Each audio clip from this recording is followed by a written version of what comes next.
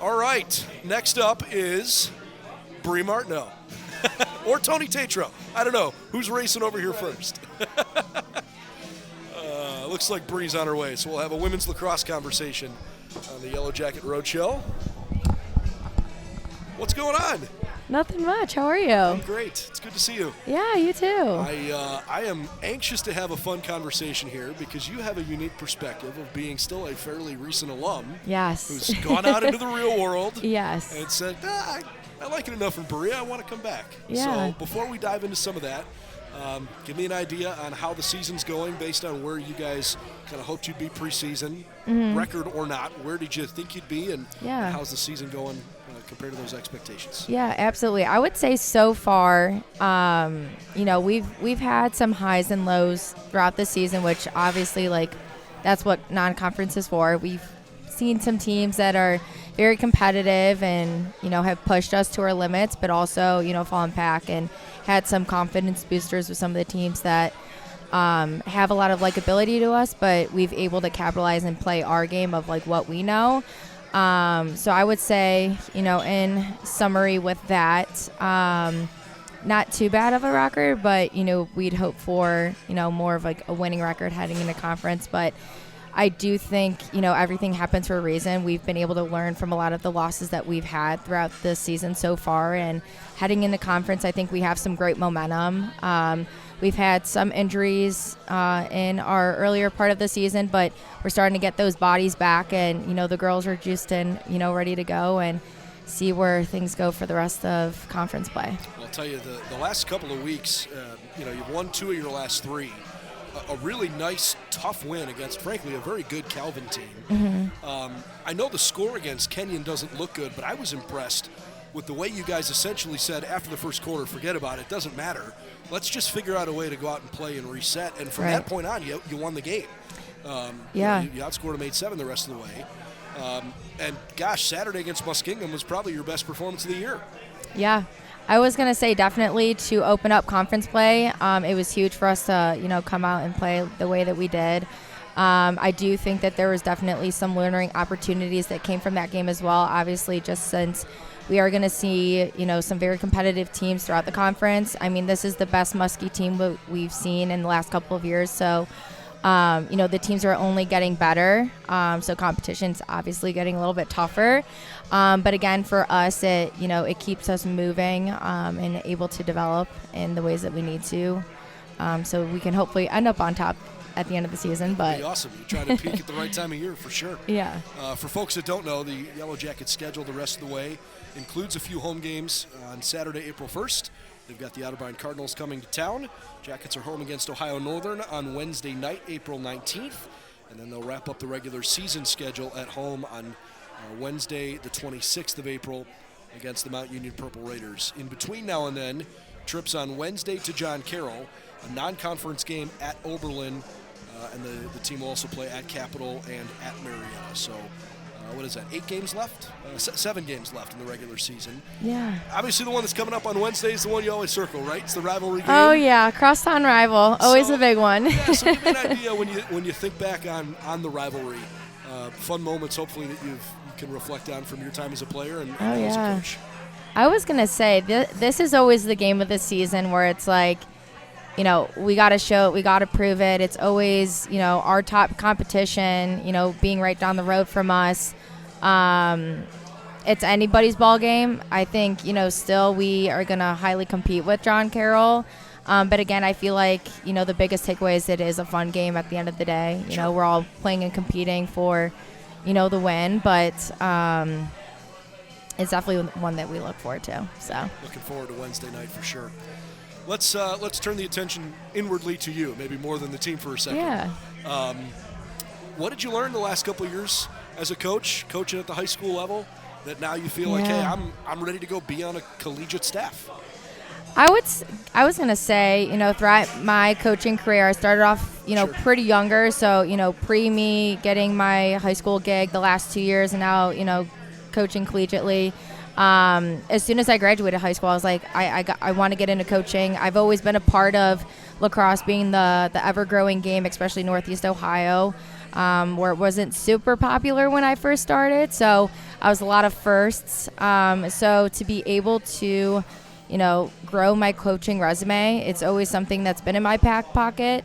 It hasn't been like a main focus because obviously I wanted to see where my career took me, through college and after the fact. But it's always a thing that I've looked forward to.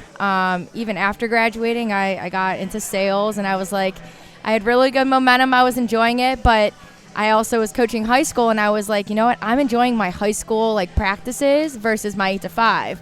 So I think there came a point where I was like, I think I need to flip, the role here, and I wanted to follow my passion within coaching. So the fact that these opportunities unfolded in front of me, so being able to coach at Padua and create that program from scratch, they had nothing, and they wanted me, somebody graduating from college at the time, to come in and create this program, and it was an absolute honor. I learned so much about, what it takes to keep things running afloat, but also teach. I had a little less than 30 girls on my roster at the time, but teaching them the game, I was like, this is huge because I'm all about promoting the growth of lacrosse. Again, going back to my upbringing when I started the game. So that was definitely an enriching experience for me. But then after wanting to take a step back after high school, I kind of felt lost after having a short hiatus of not coaching. So Nicole had reached out to me at the time, and it was like, Brie, I would love if you would, want to take on the opportunity to, be the new assistant at Baldwin Wallace. And when those words came out of her mouth, I was like, this is a dream come true. Especially to be back at my alma mater and, kind of pick up where we left off a couple years back. But it's been nothing but a great experience so far. I've learned already so much, and I've, looked up to Nicole, having been coached by her, now coaching alongside. It's been a fulfilling experience. So I'm so happy to hear that. And you kind of led me into my next question there. What is it like in the role that you were in as a player? Yeah. The relationship between player Brie and Nicole coach, and now you're colleagues, right? Yeah. And you're leaning on each other. Yeah. Her success absolutely. is your success. Your success is her success. Yeah. And you guys have to work together. How does that dynamic develop? I was going to say, I feel like we're kind of that new dynamic duo. I hate being cheesy to kind of say that, but I feel like we both lean on each other. Again, I think a lot of my coaching philosophy is stemmed from what she's taught me as a player. And again, coaching other teams, whether at the high school level or even for some of my club athletes, I've used a lot of those same things that she's taught me to them. But now being back in that role where we're working side by side and, putting our heads together to, find the best, strategy, I think we've really been able to bounce some great ideas off of each other and even expand upon, that base layer that, she's had for the program so far. And we're only trying to, get ourselves farther and farther, day by day, practice by practice, game by game, and year by year. So I think there are a lot of young people that like being coached by younger coaches because there's a relatability there. Right. You're not that far removed from your playing days. Right. But there is a huge difference in being a young coach of high school kids and a young coach of college kids. Right. When you're at Padua, you're working with kids who are looking up to you in a way that you literally just left where some of them may want to very soon be. Right. Now you're coaching kids. I have to think there's at least a little bit of a crossover. Mm-hmm. Now you're coaching some girls that you were teammates with. Yeah. That's got to be a really unique dynamic. How have you been able to try to separate a little bit the hey, we're friends. I'm not gonna deny the fact we're friends, we're teammates, but now I'm in a different role and we have to treat this a little differently. Yeah. I was going to say, and I feel like I had to jump into that role rather quickly, especially at the high school level and now collegiately, especially having, past teammates on the current team. I think there's a fine line, and you kind of have to just set that boundary with them. There's a time and a place to, be a friend, but there's also a time and place to be a coach. And that coaching figure is more so taking precedent than the friend figure. At the end of the day, I appreciate the girls that look up to me, but I can't always be their best friend because we're trying to get things across for the betterment of the team and the program. So sometimes you have to have those tough conversations and have that accountability piece in play and, those standards set. But I think that, with that all being said, you're only thinking about what you want to get out of, I guess, the long-term goal, and that's for the success. It's not the short-term of like, sure. Hey, you're not there to be the friend. Did you have to actually physically have a conversation around that, or do they also kind of understand like, no, look, it's different now? I think there's a mutual understanding of like, hey, kind of have to switch gears here.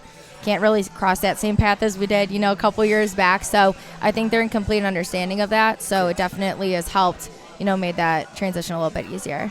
What's life like now that you have to go out and recruit? Recruiting. I've thoroughly enjoyed it. I was actually in a recruiting role, pre getting into collegiate coaching here. But that was in IT sales, and that's just a whole different ball game. But there's definitely some similarities. But I think from the standpoint of recruiting now and what that looks like, you're always trying to find that top talent, right? And I think it's kind of like a game, and it can get addicting. It's like, oh, you can find this really good kid and bring them here.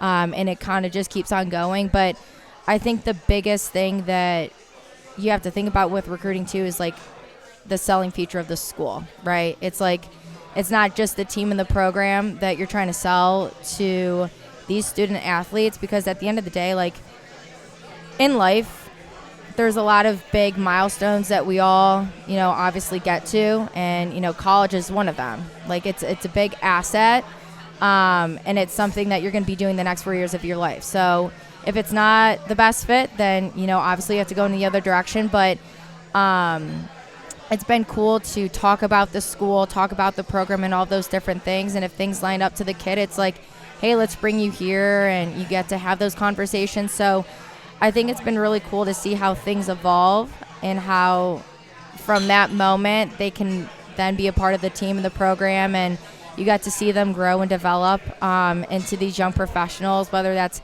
in the sport but also obviously academically. So it must be, I don't know, but easier is the right word. The fact that you know the school and the program as intimately as you do. Yeah. There's no like phoniness about No. that recruiting pitch, right? It's as genuine as it Yeah. comes. Yeah. How much do you reflect on when you were recruited and the things that maybe you wish you would have been told, or the experiences that you wish you would have known about? And does that impact the kinds of conversations you have with kids now? I was going to say from, when I was being recruited, 5 years ago now. I feel like time has flown, but Tell me about it. when I look back at my time, the pre-existing head coach was my club coach, so I think right then and there was that personal relationship and connection I had with the coach. So I think that sense of familiarity definitely helps. But I grew up down the street. I'm from Strongsville, so sure. it's right down the road. So for me, initially, I was like, I don't want to go to school like right down the road. That just seems kind of dumb. But there was more to that than obviously going to school down the road, right? It was the whole community that BW brought that, from the moment I walked on campus and even through conversations with people, it's like you just have that sense of like, wow, I'm supposed to be here type of thing. So it's kind of like that self-reflection where it's like you go through all these different things. But I would say, yeah, I mean, definitely the community is what I'm trying to think about when I was being recruited. So Very cool. Let's wrap with a question about the senior class. I know you weren't involved in their recruiting process, but you certainly know these girls. What is the overarching thought when you think about this core senior class?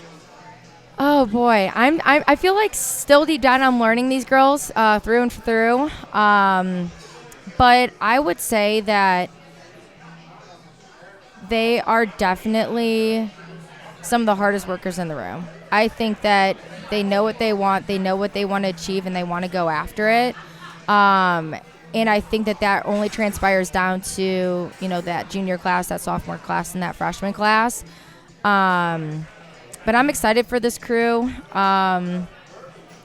There's a lot on the table, and I feel like it's really just at our fingertips, and they're hopefully going to be the ones to, rise to the occasion and bring it home. But yeah, I'm very excited. It's definitely a fun dynamic to watch. So I guess we'll have to wait and see. We are so excited for what you're doing personally, and frankly thrilled to have you back. Yeah. It's really cool to see recent former athletes feel such a connection with a school that they choose to spend part of their young professional life here. I know Nicole is grateful for you, and we're glad to have you.